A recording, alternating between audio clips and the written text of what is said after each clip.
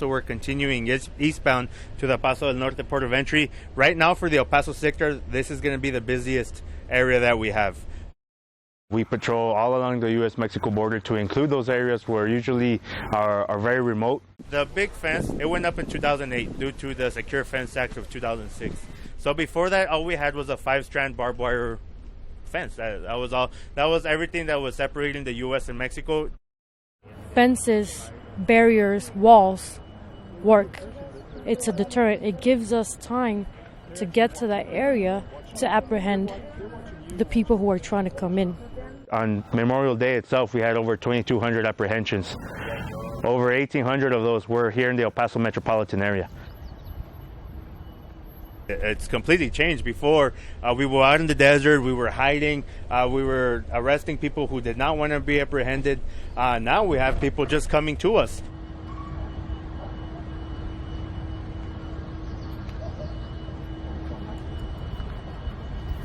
No cruzan, está muy peligroso. No cruzan.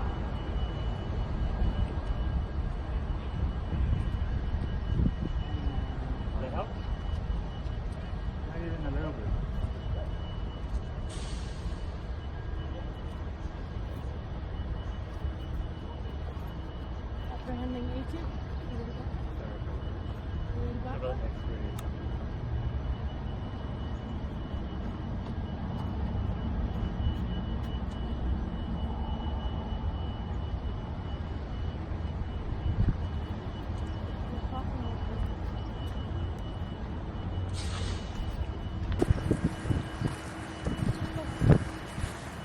Fronteriza, buenas tardes. ¿Cómo están todos? ¿A dónde vas, señor? Alto, aquí.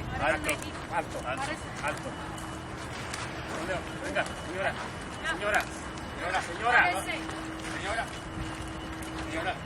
Párese, ¿dónde vas? Señora. ¿Qué? Mire, ¿se entiende? Lady, over here, please. ¿Habla español? U.S. government has a deterrence model of how to handle the flow of asylum seekers from northern Central America. The conditions that they're leaving are complex but quite bad. They oftentimes are, relatively close to illiterate populations from, working class and peasant backgrounds in very, very poor countries, representing themselves, sometimes children representing themselves in immigration courts. The ones who are coming from Guatemala, a significant proportion of them are indigenous, so Spanish is a second language, let alone being able to understand what's going on in English.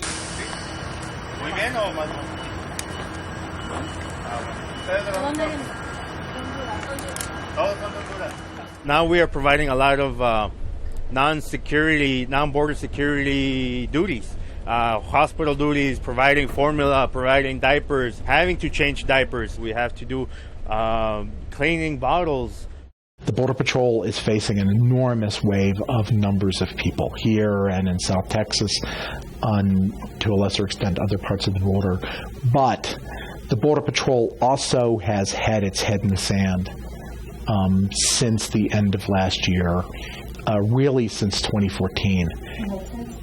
In the sense of not building facilities, not investing in relocating personnel, not investing in medical care, in adequate housing, short-term housing for the people who are coming through, not investing in facilities for children, for family groups.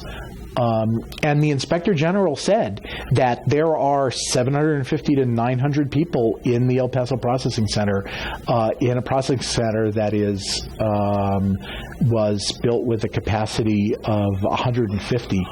I would have to check, or 125.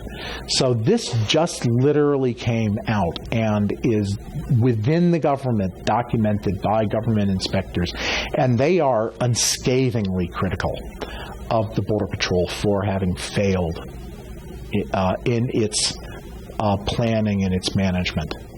Well, we're seeing what I can only assume are Central American families with agents. They're giving a wristband, so when we put that wristband on their wrist, we know when they came in, how long they've been in their custody, and so forth.